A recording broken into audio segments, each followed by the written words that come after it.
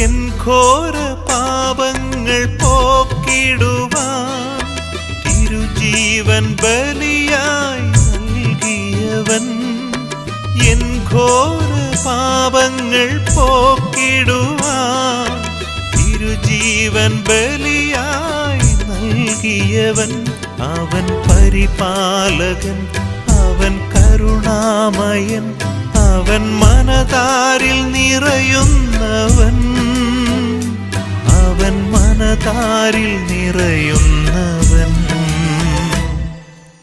അകതാരിൽ നീ അലിവോടെ നീ എഴുന്നള്ളി വന്നിടണേ. തിരുമാംസവും തിരുരക്തവും ഉൾക്കൊള്ളുമീ